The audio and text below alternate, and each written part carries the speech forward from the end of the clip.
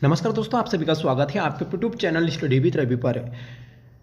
दोस्तों 19 जनवरी को जो उत्तराखंड में कनिष्ठ सहायक का एग्ज़ाम हुआ, लगभग सभी बच्चों ने दोस्तों ये एग्ज़ाम दिया होगा।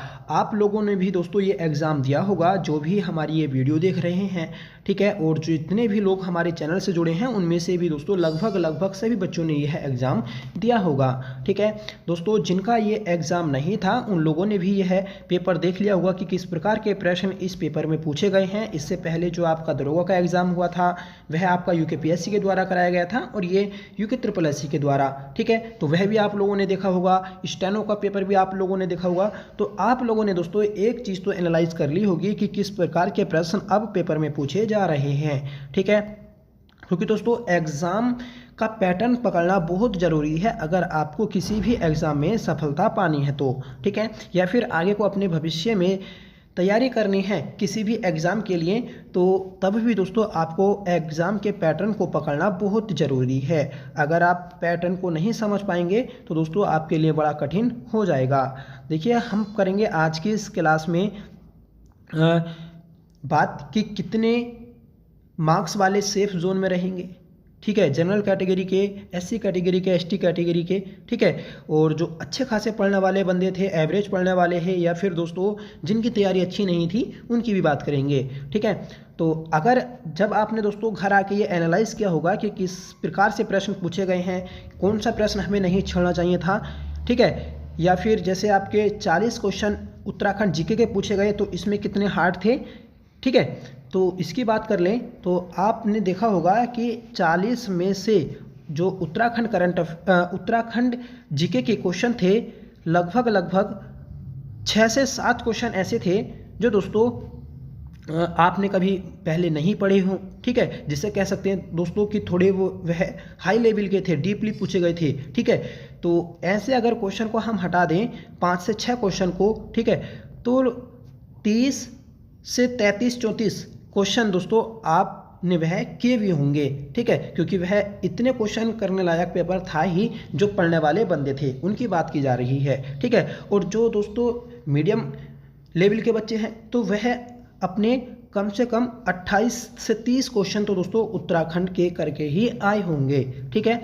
देखिए अगर हम यहाँ पर 30 क्वेश्चन एवरेज मान लें कि 30 क्वेश्चन अगर उत्तराखंड जीके के कोई करके आता है और उसके सही होते हैं इतने, ठीक है। और फिर बात करेंगे दोस्तों हम 20 नंबर की हिंदी, तो 20 में से अगर हम जैसे गढ़वाली, कुमाऊनी जो शब्दावली पूछी जा रही है उन क्वेश्चन को हटा दें, ठीक है, तो लगभग आपके 15 से 17 क्वेश्चन क्या थे, सही थे, ठीक है। तो अगर हम उसमें भी हम 15 क्वेश्चन ले लेते हैं तो आपके 30 उत्तराखंड जीके में, ठीक है, और 15 यहाँ पर, तो कितने हुए 45 मार्क्स, ठीक है।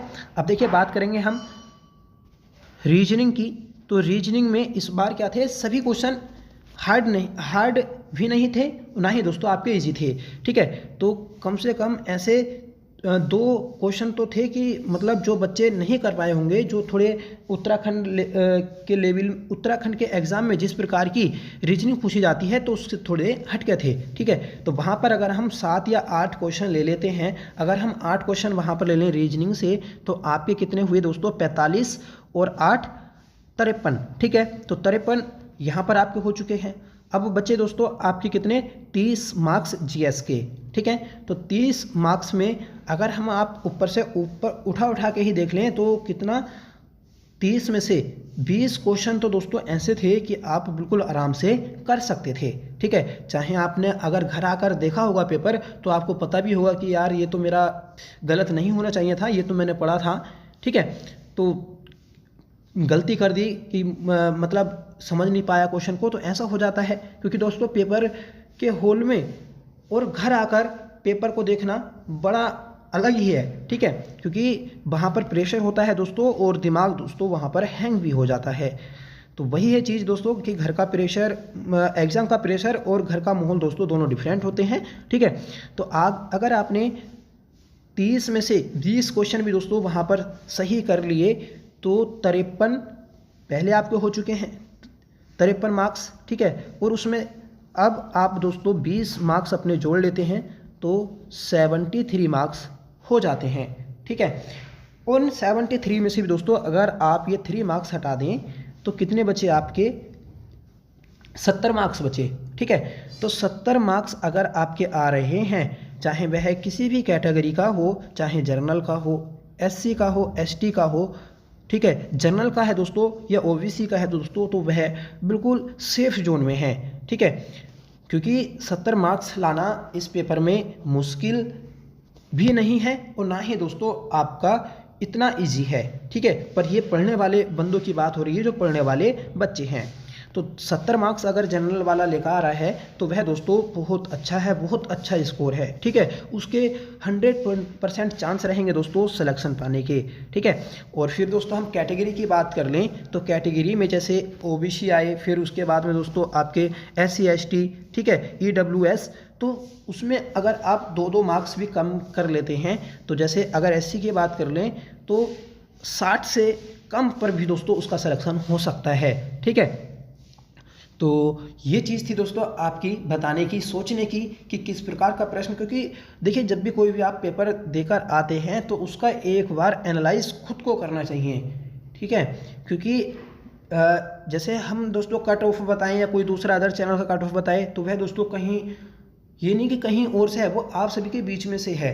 ठीक है, वह इस चीज़ को एनालाइज करता है, फिर आपको कट ऑफ बताता है। वही चीज़ आप भी एनालाइज कर सकते हैं, दूसरों से पूछ सकते हैं कि उसने कितने क्वेश्चन गलत किए, कितने सही किए। इस प्रकार दोस्तों आप भी इस चीज़ को सोच सकते हैं और फिर अपना ही एक कट ऑफ का अंदाज़ा लगा सकते हैं।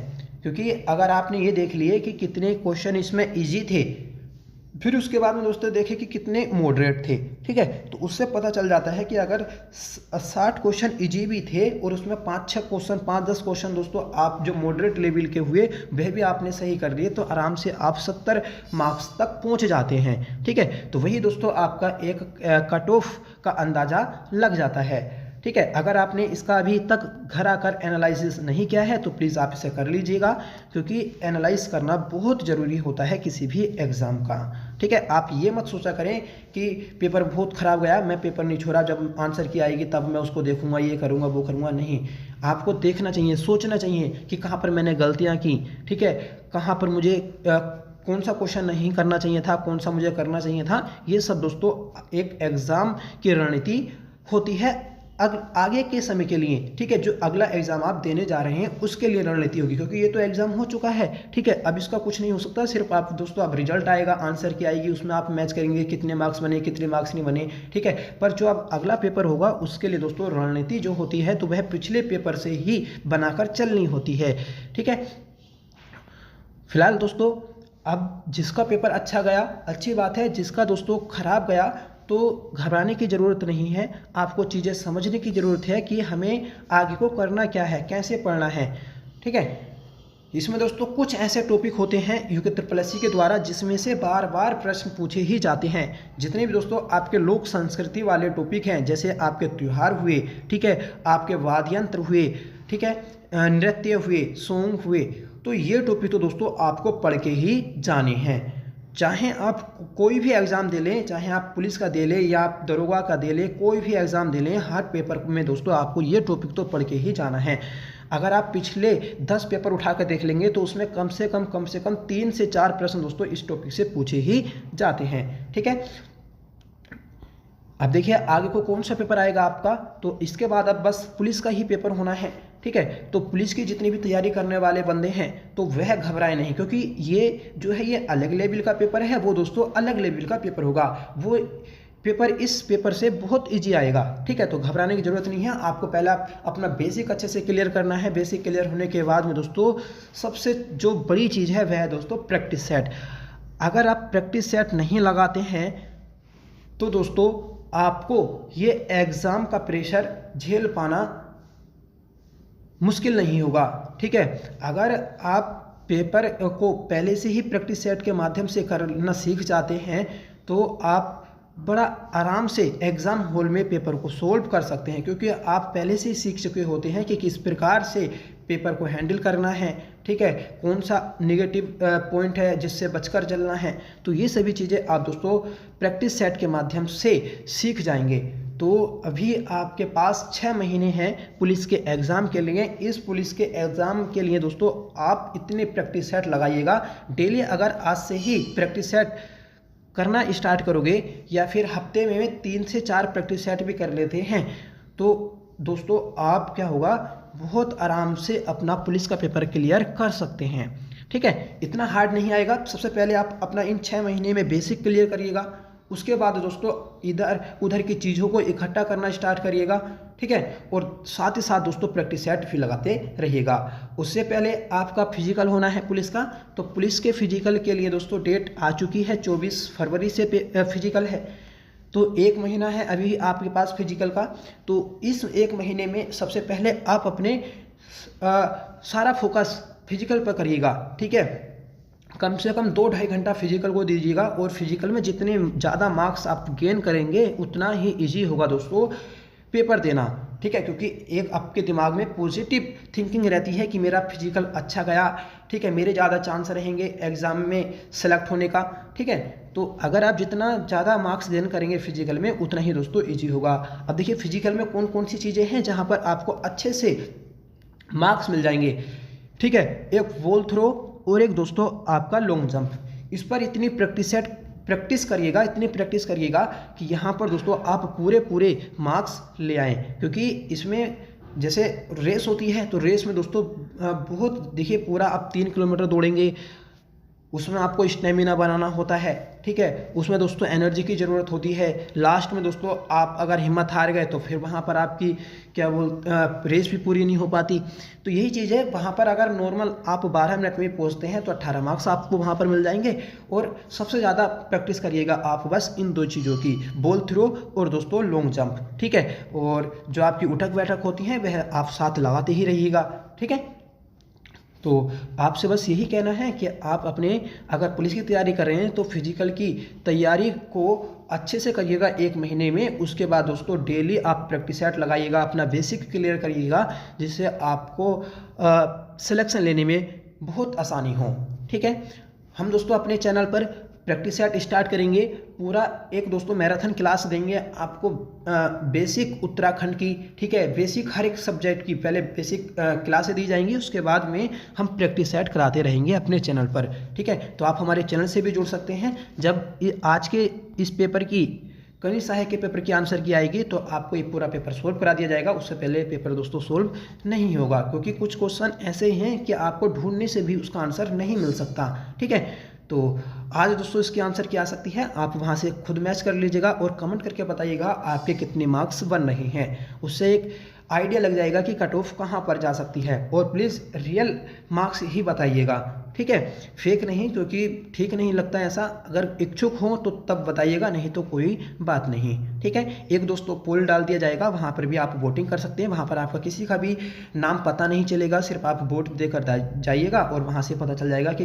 कौन कितने मार्क्स के बीच में है। जैसे एक 50 से 55 के बीच वाला पोल होगा, एक 55 से 60 के बीच का पोल होगा, एक 60 से 65, एक 60 से 70 और एक 5वां पोल बना दिया जाएगा 70 से अबव। ठीक है, तो वहाँ पर आप वोटिंग कर सकते हैं, उससे पता चल जाएगा कि कितने वोट कहां पर आए और इसकी मेरिट कहां पर जा सकती है। ठीक है, तो चलिए मिलते हैं हम अपने नेक्स्ट वीडियो के साथ। तब तक के लिए bye, thank you so much for watching, जय हिंद। और हाँ, अगर आपको PDF अभी तक नहीं मिली है तो आप ये अपने पास रखने के लिए हमारे टेलीग्राम चैनल से PDF ले सकते हैं। टेलीग्राम चैनल का लिंक है वीडियो के डिस्क्रिप्शन बॉक्स में, और नाम है दोस्तों चैनल का रवि स्टडी पॉइंट। ठीक है, तो वहाँ भी आप सर्च कर लीजिएगा, वहाँ पर 2000 लोग लगभग जुड़ चुके हैं हमसे। ठीक है, तो चलिए मिलते हैं अब अगली क्लास के साथ। तब तक के लिए bye, thank you so much for watching, जय हिंद।